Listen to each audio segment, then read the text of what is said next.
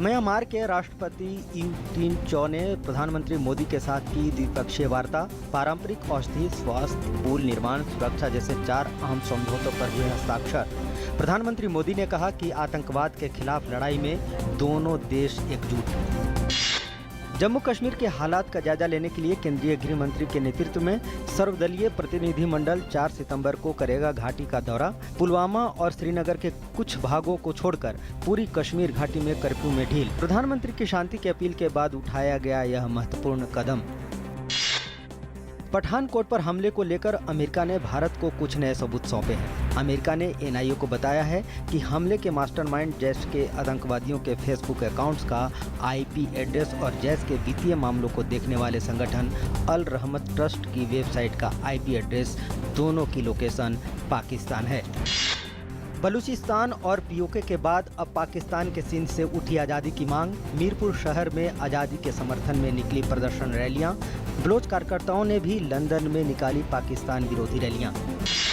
संयुक्त राष्ट्र महासभा के नवनिर्वाचित अध्यक्ष पीटर थॉम्सन ने प्रधानमंत्री आवास पर प्रधानमंत्री नरेंद्र मोदी से की मुलाकात। दोनों नेताओं के बीच भारत के बहुपक्षीय एजेंडे को आगे ले जाने पर हुई बात। अमेरिका के विदेश मंत्री जॉन केरी आज भारत के दौरे पर आ रहे हैं। जॉन केरी राजधानी दिल्ली में होने वाले दूसरे भारत अमेरिका सामरिक और वाणिज्यिक वार्ता में हिस्सा लेंगे। मंगलवार को केरी और अमेरिकी वाणिज्य मंत्री पेनी प्रित्जकर इस वार्ता की सह अध्यक्षता करेंगी। इसके अलावा वह वरिष्ठ भारतीय अधिकारियों से भी मुलाकात करेंगे। राष्ट्रपति ने रियो ओलंपिक्स में रजत पदक विजेता सिंधु, पहलवान साक्षी मलिक, निशानेबाज जीतू रॉय और जिम्नास्ट दीपा कर्मकार को प्रदान किया राजीव गांधी खेल रत्न पुरस्कार। 6 प्रशिक्षकों को द्रोणाचार्य अवार्ड जबकि 15 खेल हस्तियों को अर्जुन अवार्ड और 6 लोगों को मिला ध्यानचंद अवार्ड।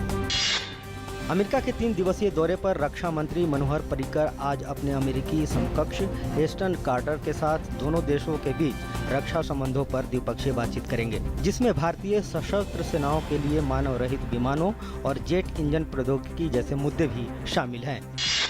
प्रधानमंत्री नरेंद्र मोदी ने अपने ड्रीम प्रोजेक्ट सौराष्ट्र नर्मदा अवतरण सिंचाई योजना को 4 साल पहले शुरू किया था, जब वे गुजरात के मुख्यमंत्री थे। अब प्रधानमंत्री के रूप में आजी नदी के बांध 3 को नर्मदा के नीर से सराबोर करने वह खुद मंगलवार को गुजरात जा रहे हैं। 2016-17 में विकास दर बीते साल के मुकाबले हो सकती है बेहतर। आरबीआई ने जारी की अपनी सालाना रिपोर्ट। बेहतर मानसून और 7वें वेतन आयोग की रिपोर्ट की बदौलत अर्थव्यवस्था में मांग में बढ़ोतरी की उम्मीद। महंगाई नीचे आई तो घट सकती है ब्याज दरें। बिहार के सारण में 3 साल पहले हुए मिड डे मील हादसे में स्कूल प्रिंसिपल को 17 साल कैद। मिड डे मील खाने से 23 बच्चों की हुई थी मौत।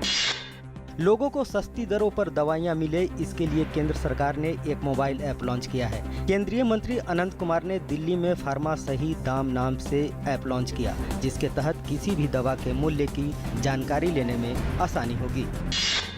लीबिया के तटीय शहर सिर्त में आतंकवादी संगठन इस्लामिक स्टेट के ठिकानों पर की गई कार्रवाई के दौरान 34 लीबियाई लड़ाकों की मौत हो गई, जबकि 180 से अधिक घायल हो गए। संयुक्त राष्ट्र समर्थित लीबियाई सरकार की सेना आतंकवादियों को पिछले 3 महीने से मध्य सिर्त से खदेड़ने में लगी है। यमन के अदन में मिलिट्री कंपाउंड में आत्मघाती हमला, कम से कम 60 लोगों की मौत, कई घायल। आईएस ने ली जिम्मेदारी। महाराष्ट्र विधानसभा में जीएसटी पर संविधान संशोधन विधेयक पारित। जीएसटी पास करने वाला महाराष्ट्र बना देश का 9वां राज्य।